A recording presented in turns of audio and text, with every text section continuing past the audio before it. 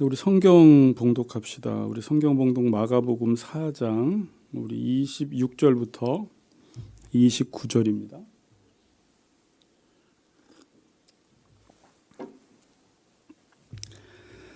마가복음 4장 26절부터 29절 제가 봉독하겠습니다. 또 이르시되 하나님의 나라는 사람이 씨를 땅에 뿌린 것 같으니 그가 밤낮 자고 깨고 하는 중에 씨가 나서 자라되 어떻게 그리 되는지를 알지 못하느니라. 땅이 스스로 열매를 맺되 처음에는 싹이요 다음에는 이삭이요 그 다음에는 이삭의 충실한 곡식이라. 열매가 익으면 곧 낫을 대나니 이는 추수 때가 이르렀음이라. 아멘. 네, 반갑습니다. 네, 벌써 엊그저께만 해도 막 히터 들고 추웠는데 오늘 저는 운전하고 오다 에어컨을 틀었습니다. 실내 온도가 27도라 여러분들도 졸릴 텐데 서로 쿡쿡 찔러주면서 내 말씀 잘 들으시기 바랍니다. 제가 이 자라나는 씨비유를 준비하다가 설교가 좀 길어져서 오늘은 서론만 설교하고 다음 주에 좀 본문을 설교하도록 하겠습니다. 연결이 되니까 오늘 서론을 잘 들어주시기를 바라고요. 거기 옆에 마가복음 10장 42절 45절은 이따가 마무리할 때 읽도록 하겠습니다.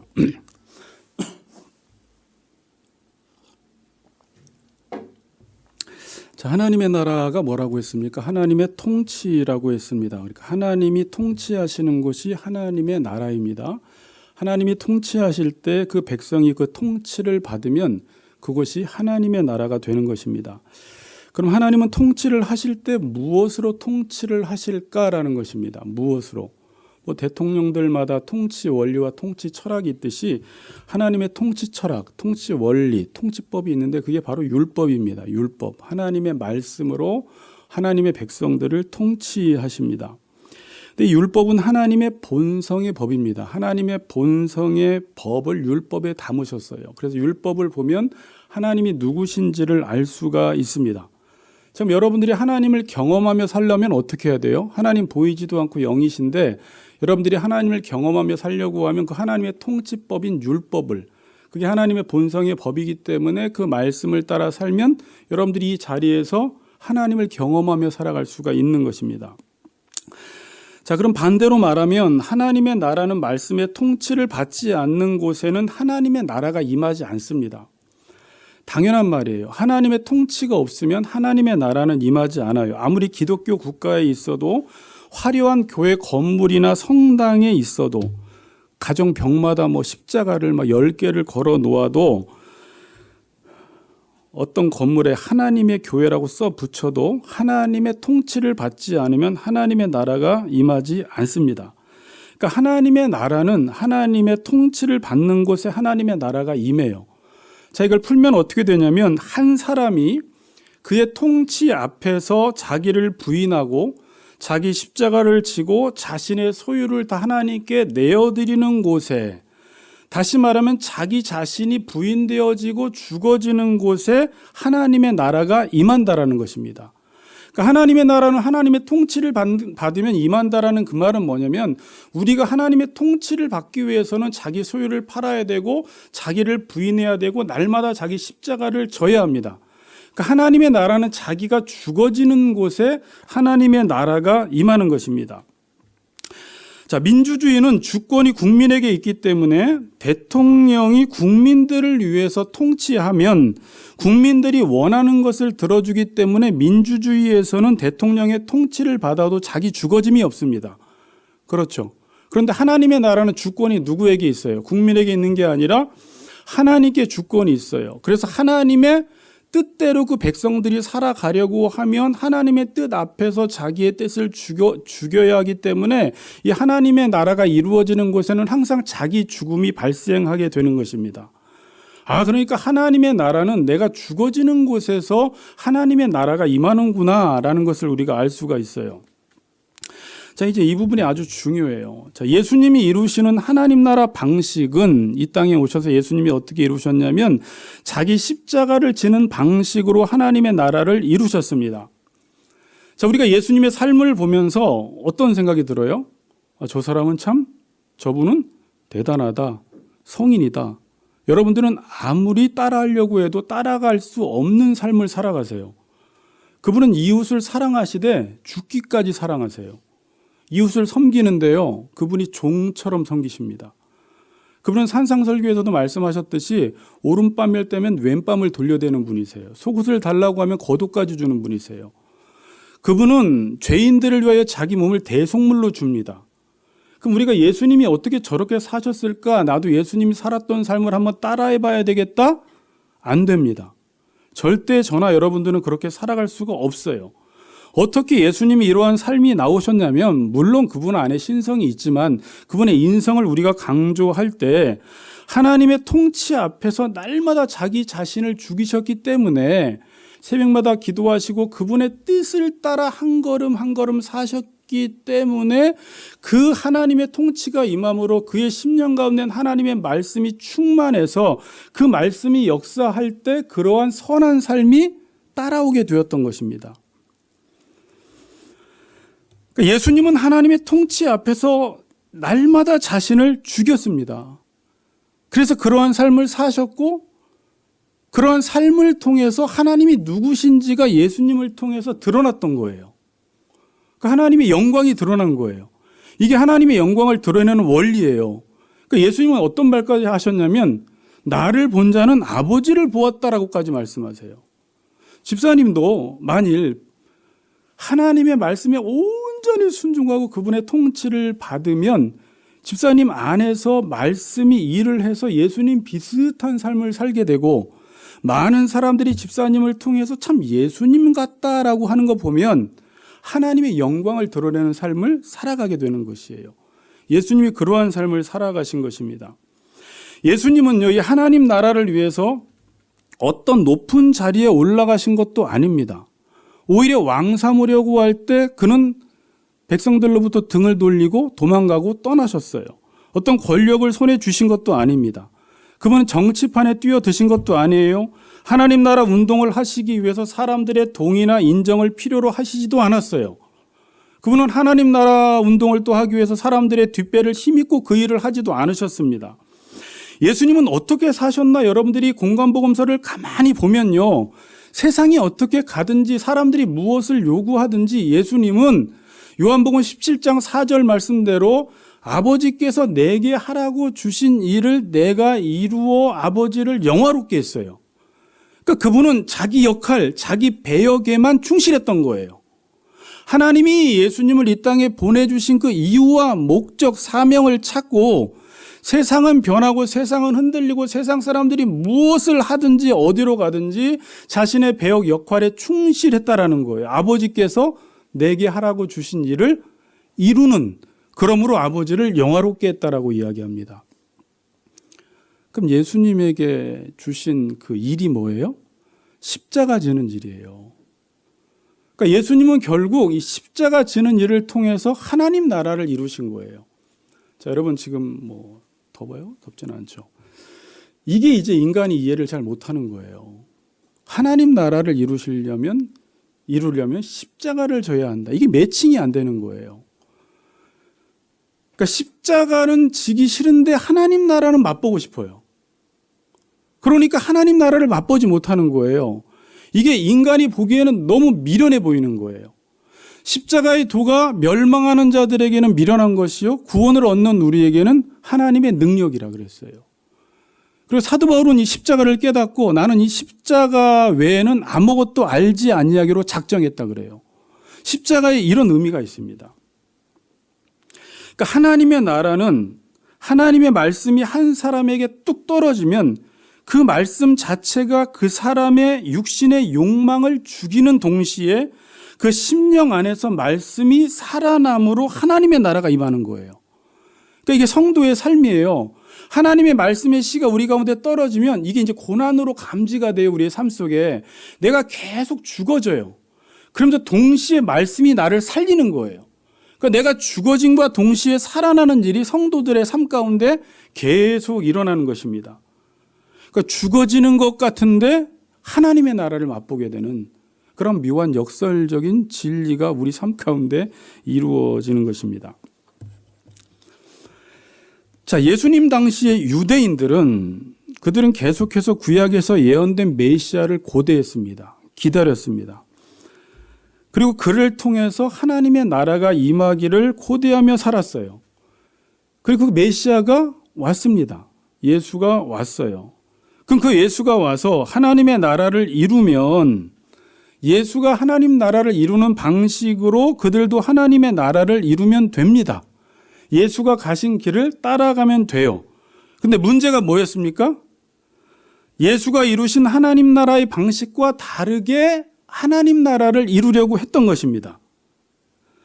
그들이 하나님 나라를 이루려는 방식은 뭐였어요? 예수님이 이루려는 방식, 십자가를 통해서 하나님 나라를 이루는 것이 아니라 그들이 이루려는 하나님의 방식은 자기 죽음이 아닌 자기 확장을 통해서 하나님의 나라를 이루려고 했던 거예요. 뭐라고요? 자기 죽음이 아닌 자기를 확장, 자기 증명을 통해서 하나님의 나라를 이루려고 했던 것입니다. 자, 여러분들 지금 왜 이렇게 열심히 사세요? 이렇게 경쟁하면서 왜 이기려고 해요? 왜 공부를 잘해야 돼요? 왜 좋은 데 취업해야 돼요? 물론 내가 한 생에 살아가면서 잘 먹고 편안하게 쉬는 것도 있지만 많은 사람들이 계속해서 자신을 확장해 나가기를 원해요. 안 그렇습니까? 그게 바벨탑 아닙니까? 죄 지은 인간이 자기의 이름을 계속해서 드러내기를 원하는 것이 죄입니다. 인간은 단순히 먹고 사는 것으로 절대 만족하지 못합니다. 계속해서 죽을 때까지 자기 확장을 합니다. 이게 나라적으로 할 때는 제국주의라고 하잖아요. 여러분 나는 솔로 보세요. 나는 솔로. 제가 많이 보네. 나는 솔로 보면 그 솔로 분들을 매칭해 주는 프로그램인데 이번에 참 희한한 천재 하나가 나왔어요. 남성분인데 삐쩍 말라서 할아버지처럼 생겼어요. 그러니까 겉으로 보기에는 정말 볼품 없고 아무도 그 사람을 선택할 것 같지 않아요. 근데 그 사람이 어떤 사람인지를 보면 사람들이 이제 매력을 느끼는 거예요. 이 사람은 보니까 물리학을 전공했어요. 물리학을 공부하고 법학을 석사까지 공부를 해요. 나이가 40밖에 안 되는데 그 40살 안에 물리학 공부하고 법학을 석사까지 공부하고 나중에는 의사가 돼서 지금 의사를 하고 있습니다. 근데 그림까지 잘 그려요. 네. 그래서 이제 이 사람이랑 어떤 이제 자매 하나랑 매칭이 돼서 데이트를 하는데 그 사람이 질문이 뭐냐면 자녀에 대한 계획이 있냐고 그 자매한테 물어봤더니 자매가 있다라고 이야기를 해요. 그러니까 당신은 왜 자녀 낳는 걸 중요시 여기냐고 했더니 하는 말이 지금까지 자기를 확장하며 살았는데 더 이상 이제 확장할 게 없다는 거예요. 그래서 자녀를 왜 낳으려고 해요? 자녀를 통해서 자기 확장을 이루고 싶다는 거예요. 저는 그 말을 보면서 정확하게 이 현대인들의 삶이구나라는 것을 그 형제를 통해서 봤는데 우리 안에는 끊임없이 자기 자신을 확장하려고 해요. 그래서 우리는 하나님을 믿어도 하나님을 통해서 나를 확장하려고 해요. 좀 부끄러운 얘기지만 목회자들도 목회를 통해서도 하나님을 드러내기보다는 이 목회를 통해서도 나를 확장하기를 원해요. 그래서 세습이라는 것까지 하는 거예요. 내 대에서 끝나는 게 아까운 거예요. 뭐 세상 사람들은 그럴 수 있다고 치지만 이 자기 확장을 위해서 필요한 것이 뭡니까? 여러분들을 확장하기 위해서 필요한 게 뭐예요? 힘이에요. 힘은 단순히 육체적인 힘이 아니죠. 확장을 위한 도구들이 우리에게 필요한 거예요. 권력과 지식과 학력과 힘이 우리에게 필요합니다. 그래서 힘으로 싸우고 경쟁해서 이겨서 계속해서 자신을 확장하려고 해요. 우리는 거기에 목적이 있고 하나님은 우리의 존재의 목적이 있어요. 계속해서 하나님의 말씀을 주므로 하나님의 사람으로 만들어가는데 목적이 있어요. 이게 맞지 않아서 이 세상 속에서 묘한 고난을 우리가 지금 당하고 있는 것입니다. 자, 여러분 이 당시에 유대인들이 생각하던 그 세계관과 종말관이라는 게 있었습니다. 자, 이제 유대인들의 이 세계관을 알아야지 왜 예수님이 가셨던 길을 왜 가지 않고 예수님이 이루셨던 하나님 나라 방식으로 하나님 나라를 이루지 않았을까를 이해하려면 그들의 종말관을 이해해야 돼요. 이원론적인 종말관을 가지고 있었습니다. 그들의 종말관은 간단했어요. 시대관은. 오는 시대와 이 시대와 앞으로 오는 시대예요. 이 시대는 뭐냐면 사탄이 지배하는 시대. 그러니까 예수가 오기 전까지, 메시아가 오기 전까지는 사탄이 지배하는 시대로 본 거예요. 그리고 오는 시대의 바로 첫 시작이 뭐냐면 여호와의 날, 주의 날이라고 불러요. 그러니까 오는 시대. 그래서 여러분들이 구약 성경을 읽다 보면 계속 여호와의 날, 주의 날이라는 표현이 있습니다. 그럼 이 사람들의 기대는 뭐냐면 여호와의 날, 주의 날, 이 메시아가 도래를 하면 이스라엘 백성들, 의인들을 구원하고 하나님이 바로 악을 심판하실 것이라고 생각을 했어요. 그게 이들의 기대예요. 여러분, 하다못해 세례 요한조차도, 주의 길을 예비한다고 하는 세례 요한조차도 예수 그리스도에 대해서 오해를 하고 있었어요. 오실 그이가 당신입니까? 그가 예수 그리스도를 준비하고 회개하라 천국이 가까웠느니라라고 외치며 예수 그리스도의 오실 길을 예비했는데 막상 메시아가 와서 하는 행동을 보니까 메시아 같지가 않아서 의심을 했다라는 것이죠. 그리고 유대인들은 어떤 생각이 있었냐면 메시아가 오기 전에 누가 올 것이라고 알았어요. 말라기서 4장에 보니까 5절에 보니까 엘리야가 온다고 했어요. 예수님이 오시기 전에 엘리야를 보낸다라는 말이 말라기서 4장 5절에 있어요. 그래서 예수님이 오시기 전에 세례 요한은 어떤 인식을 가지고 등장을 했냐면 제가 뭐라고 그랬어요? 엘리야라는 인식을 가지고 세례 요한이 등장을 했던 거예요. 근데 엘리야가 어떤 모양을 하고 있죠? 털이 있고 가죽대를 띠고 있었죠. 그러니까 세례 요한이 어떻게 등장을 해요?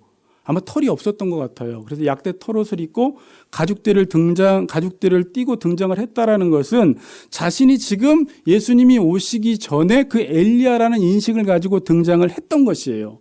그래서 사람들은 세례 요한이 온 이후에 메시아가 오니까 세례 요한이 왔을 때 얼마나 열광했는지 몰라요. 그리고 메시아가 와서 메시아를 따르고 오병이어의 기적을 일으키고 죽은 자를 살리고 병든 자를 살려내고 하니까 그분을 열심히 따르다가 우리가 공관복음을 봤지만 메시아가 아닌 것 같은 거예요. 왜? 계속해서 십자가 지는 길로 걸어가는 거예요. 하다못해 예수의 제자들까지도 사도행전의 성령 받기 이전에는 이걸 깨닫지 못해서 예수를 따라가면서도 세상의 확장 방식으로 베드로가 말고의 길을 자르고 예수님의 십자가를 지려고 했을 때 그걸 만류했듯이 그걸 계속해서 방해를 하고 있는 거예요.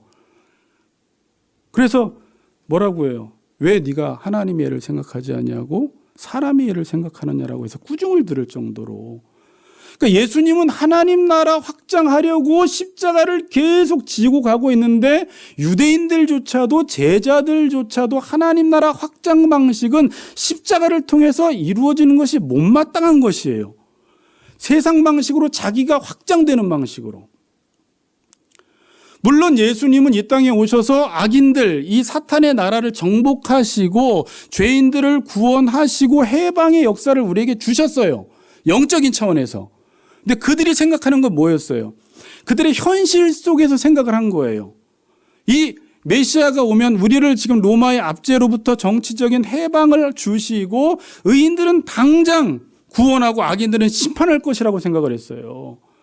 그래서 세례 요한이 여러분 마태복음 3장에 보면 손에 키를 들고 타작마당을 정하게 하사 알곡은 곳간에 들이고 쭉정이는 불에 던진다라는 바로 악이 심판될 줄 알았던 거예요. 근데 악이 심판이 안 되는 거예요. 그래도 세례 요한마저도 메시아에 대해서 오해를 하고 온전히 이해를 하지 못했던 것입니다. 자, 지금도 많은 사람들이 이 세상 방식으로 자기 확장 방식으로 하나님의 나라를 확장하려고 합니다. 이런 방식으로 하나님의 나라를 이루면 결국은 하나님의 나라를 이루는 것 같은데 겉은 하나님의 나라예요. 근데 내용은 어떻게 돼요? 결국은 세상 나라를 이루는 것입니다. 그래서 결국 인간이 통치하고 다스리는 나라가 돼버려요. 세상 지도자들과 왕들이 행하는 방식으로 행하게 됩니다. 그래서 자신의 왕권을 유지하기 위해서 힘과 권력을 필요로 하고 사람들의 인정을 필요로 하고 또 그 힘과 권력을 가지고 사람들을 억압하고 착취하는 이러한 일들이 벌어지는 것입니다. 자, 여러분, 그래서 이게 마태복음이 참 재밌어요. 3장이 딱 마친 이후에 4장이 뭐가 나와요? 세례 요한이 그렇게 외친 다음에 예수님이 광야 40일 동안 시험 받는 장면이 나와요. 사탄이 예수님을 시험하는데 어떻게 시험하냐면, 자 보세요. 네가 하나님의 아들이거든 그래요. 그러니까 하나님의 아들이 정체성 문제를 건드리는 거예요. 하나님의 아들이라면 어떻게 살아야 돼요? 예수님이 지금 십자가를 져야 돼요. 그런데 예수님에게 유혹하는 게 뭐냐면, 네가 하나님의 아들이면 육신의 정욕과 안목의 정욕과 이생의 자랑을 건드려 버리는 거예요. 정욕적인 삶과 네 자신의 이름을 드러내는 명예로운 삶을 살라는 거예요. 권력을 가져야 되고 힘을 가져야 되고 많은 것들을 소유해야 한다는 것입니다. 이게 사탄의 유혹이에요. 그러면 하나님의 나라를 훨씬 더 잘 이룰 것이라고 유혹을 하는 거예요. 지금 우리 하나님의 백성들에게도 그런 유혹이 계속 들어와요. 그렇게 한다고 하나님의 나라가 오는 게 아닌데, 우리가 세상에 살다 보니까 세상의 확장 방식은 돈이 있어야 되고 권력이 있어야 되고 힘이 있어야 되니까 이러한 것들을 가지고 하나님의 나라를 이루라고 우리를 계속 미혹하고 있고, 저도 그 미혹에 넘어갔다 왔다 넘어갔다 왔다, 여러분들도 미혹을 지금 받고 있습니다. 나에게 경배만 하면, 절만 하면 모든 세상 만국을 보여주면서 다 주겠다라는 거예요. 우린 그 미혹 앞에서 이기지를 못해요. 하다못해 목회를 해도 하다못해 이 세상에서 대통령이, 장로님이 대통령이 되면 이 땅에 하나님의 나라가 올 줄을 착각을 하고 있어요. 교회에도 유력자들이 많이 오면 그 힘과 권력을 가지고 하나님의 나라를 이룰 것이라고 생각을 해요. 세상은 그렇거든요. 근데 예수님이 마지막에 뭐라고 말씀하세요? 사탄아, 물러가라. 기록되었으되 주 너의 하나님께 경배하고 다만 그를 섬기라 그래요. 너무 중요한 말이에요. 사탄아, 물러가라. 기록되었을 때 주 너의 하나님께 경배하고 다만 그를 섬기라. 이건 단순히 교회 가서 예배드리라는 말이 아니에요. 다만 그를 섬기라라는 말이 뭐예요? 하나님 말씀대로 살아가라. 하나님의 통치를 받으라는 거예요. 예수님은 자신이 걸어가야 될 길을 정확히 아셨어요. 그래서 모든 사람이 왕 삼으려고 할 때도 이 군중들이 뭘 원해서 오는 줄 알았기 때문에 등을 돌리고 자기의 길을 또 걸어가기 시작하는 거예요. 십자가의 길로. 그런데 하나님의 나라의 일을 한다는 사람들조차도 예수님이 그 길을 걸어가는 것을 못마땅해 하고 세상의 확장 방식으로 계속 하나님의 나라를 확장해 나가려고 했던 것입니다. 우리도 근데 그래요. 이렇게 해서 하나님의 나라가 이루어질까? 어때요? 자기 죽음을 통해서 과연 하나님 나라가 이루어질까? 되게 미련하게 보이고 비효율적으로 보이고 그런 사람들을 보면 되게 무능력하게 보인단 말입니다. 그렇지 않아요? 아니에요. 믿음 있네요, 그럼. 그래서 예수님의 제자들이 다 주님을 떠나간 거예요. 지금도 교회에서 이 십자가 지는 것을 가르치면 사람들이 떠나가요. 하나님 나라는 기대하지만 십자가 지는 것은 회피합니다. 제가 몇 가지 적었는데 그냥 읽어드릴게요. 십자가는 능력이고 십자가가 복음이라고 외치면서 정작 그리스도인들은 십자가 지는 방식으로 안 살아갑니다. 말로는 하나님 나라는 자기 죽음을 통해서 이루어진다고 하면서 정작 자기 죽음이 아닌 자기 확장과 자기 강화를 통해서 하나님의 나라를 이루려고 하는 거예요. 하나님의 나라는 자기 소유를 팔아야 한다고 이야기하면서 다시 자기의 소유를 쌓아서 힘과 능력으로 하나님의 나라를 이루려고 합니다. 제자의 길을 외치면서 정작 하나님 나라를 세워갈 때는 주인의 길을 걸어가고 있는 거예요. 예수님을 따라간다고 하면서 예수님이 가졌던 길과는 정반대의 길로 가고 있는 것입니다. 그래서 하나님의 나라가 임하질 않아요. 모양은 하나님 나라 같은데 하나님의 통치를 받지 않으니까 지옥 같은 하나님의 나라가 임하는 거예요.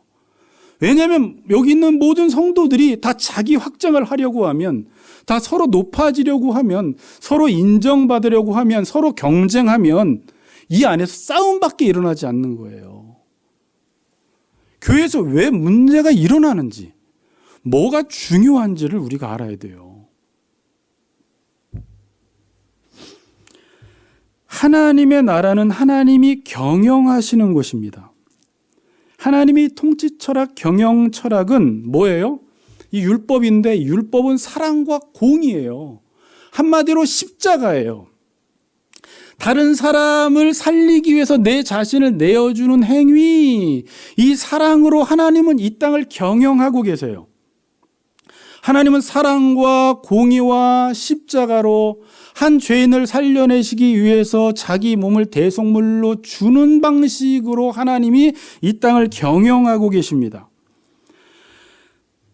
그런데 이 세상 사람들은 어떻게 해요? 이 세상의 경영학을 가지고 하나님 나라를 이루려고 해요.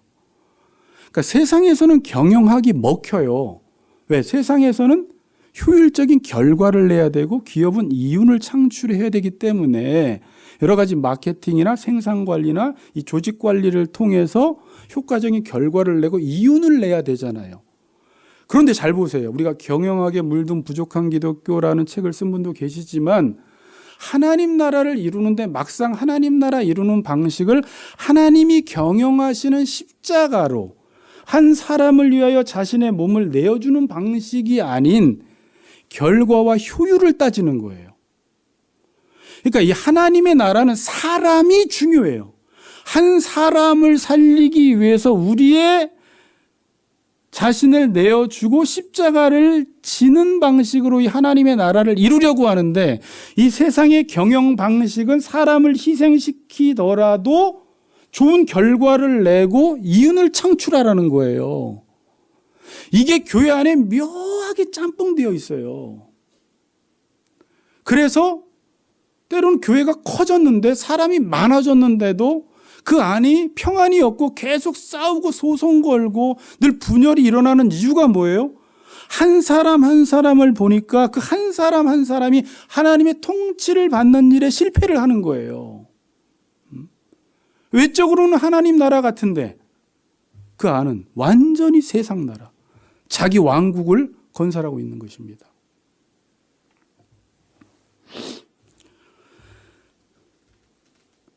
하나님 나라는 하나님이 경영하시는 나라입니다. 그럼 인간의 역할은 뭐예요? 인간을 하나님이 대리 통치자로 세웠잖아요. 왕이신 하나님이 경영하실 때 하나님이 경영하는 방식으로 경영을 해야 합니다. 그러니까 하나님의 경영 방식으로 그렇게 십자가로 경영을 할 때 우리도 그 하나님의 경영 방식으로 경영을 하려면 하나님의 통치를 받지 않으면 절대 하나님의 경영 방식으로 경영이 되지가 않아요. 제가 목회자가 되어서 해봤어요. 여러분들을 사랑하려고 하고 사도 바울처럼 예수님처럼 아비의 마음을 가지고 이 한 영혼을 위하여 내 자신을 내어주려고 내가 노력한다고 해서 이게 안 된다라는 걸 알았습니다.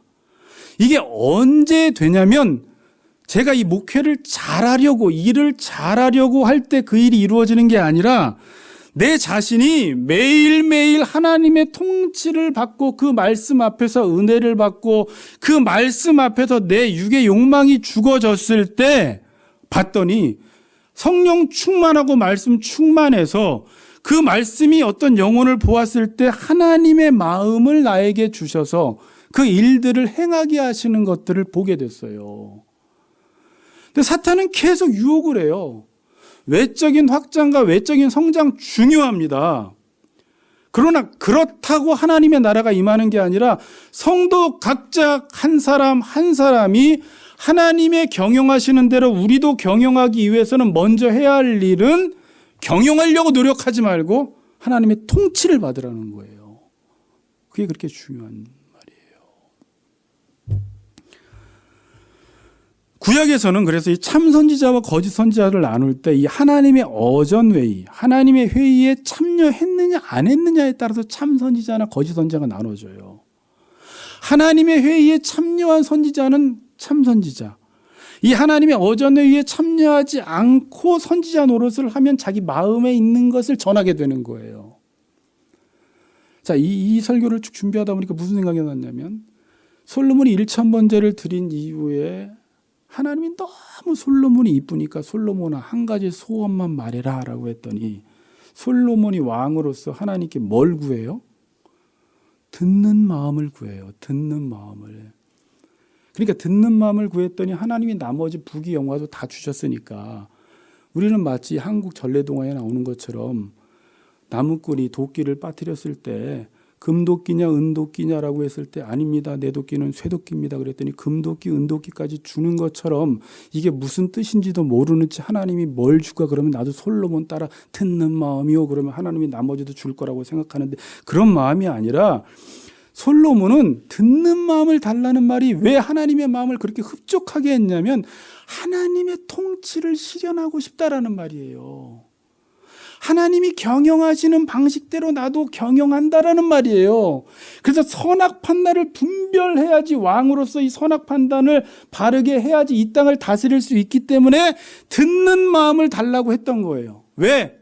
하나님의 통치를 실현하기 위해서. 하나님이 경영하시는 방식으로 경영하려면 내가 아무리 지혜가 있고 똑똑해도 그렇게 경영할 수가 없기 때문에 날마다 하나님의 말씀을 듣는 마음을 달라고 기도했던 거예요. 그걸 하나님이 그렇게 이뻐하셨던 거예요. 그런데 듣지 않으면 어떻게 돼요, 여러분? 이건 단순히 듣는다, 오늘 이렇게 메시지 듣는다가 아니라 행한다라는 의미예요. 듣지 않으면 어떻게 돼요? 내가 왕이 되어서 다스리게 돼요. 내가 왕이 되어서 다스리려면 여러분들이 어떻게 하게 되냐면 내 왕권을 유지하기 위해서 내가 스스로 힘과 권력을 반드시 소유해야 됩니다. 내가 스스로 왕이 되려면 이 왕권을 확보해야 되고 이 왕권 유지를 위해서 반드시 힘이라는 게 필요해요. 그래서 신명기 17장에서 하나님이 왕이 되면 하지 말아야 될 3가지를 말씀을 주세요. 그게 뭐였어요? 병마를 많이 두지 마라, 은금을 많이 두지 마라, 여자를 많이 두지 말라는 거예요. 왜 이걸 두지 말라고 했을까? 왕인데 원래는 일반 세상적 왕은 이게 많을수록 더 자기를 확장할 수 있고 더 많은 나라를 지배할 수 있고 더 왕권이 회복이 되는데 왜 하나님은 하나님이 세우신 왕들에게 이 3가지를 하지 말라고 했을까요? 스스로 왕권을 확보하지 말고 스스로 왕노릇하지 말라는 거예요. 그 대신 네 옆에 율법책을 등사해서 오른쪽에 두고 그 율법을 따라 다스리라는 거예요. 그리야 할 때 그 나라가 형통한다라는 거예요. 그러니까 하나님은 원래 하나님이 왕이시니까 인간 왕이 세워지는 걸 원치 않아요. 그런데 이스라엘 백성들이 계속 왕을 세워달라고 하는데 왕을 세워주어도 그 왕이 할 일은 하나님의 그 왕권을 인정하고 그분의 통치를 받아서 왕권을 행사해야지 만일 그분의 통치를 받지 않으면 율법책을 등사해서 오른쪽에 두지 않고 네가 스스로 말을 많이 확보하고 은금을 많이 확보해 놓아서 그것들을 가지고 왕노릇을 하려고 하면 반드시 망한다라는 거예요. 그리고 절대 이방인과 동맹을 맺지 말라고 해요. 이사야서 31장 1절에 도움을 구하러 애굽으로 내려가는 자들은 화 있을진저 그들은 말을 의지하며 병거의 많음과 병거의 심히 강함을 의지하고 이스라엘의 거룩하신 이를 앙모하지 아니하며 여호와를 구하지 아니하나니. 또 이사야서 30장 3절 그러므로 바로의 세력이 너희의 수치가 되며 애굽의 그늘의 피함이 너희의 수욕이 될 것이라. 애굽을 의지하면 잘 될 것 같은데 오히려 애굽 때문에 너희들이 수치를 당하고 수욕을 당한다라는 거예요.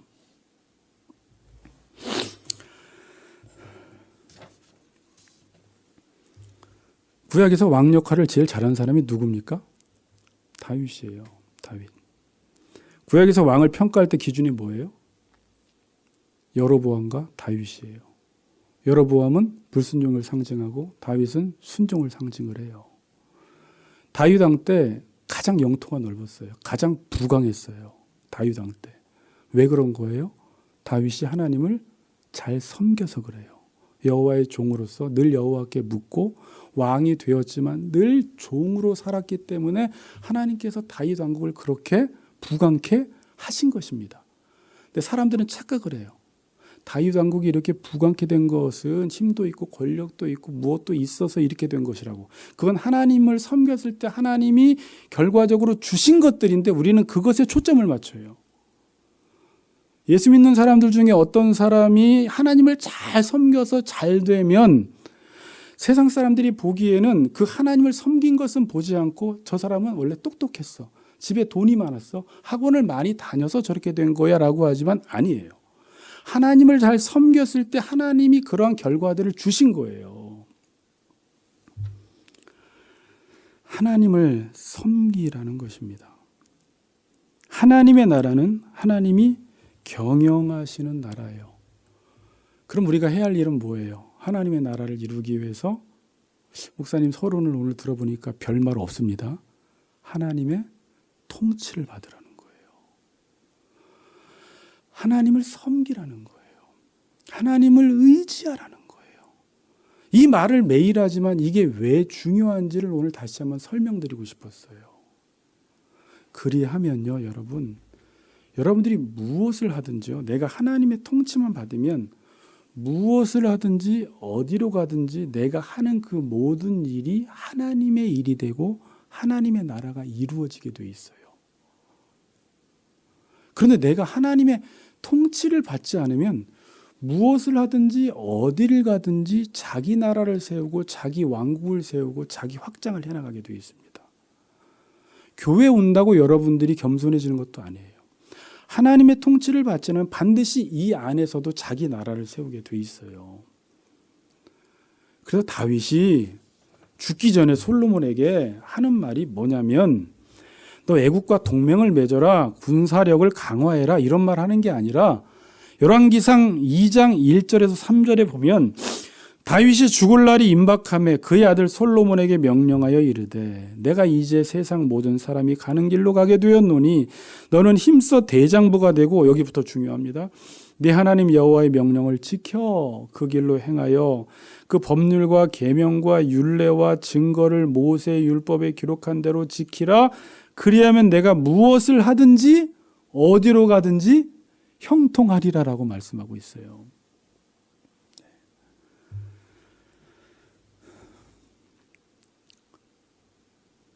제가 이 말씀을 묵상하면서 저에게 적용했던 것은 뭐냐면, 제 안에 영권이 언제 있었는가, 언제 영권이 사라졌나를 볼 때는 다른 게 아니었어요.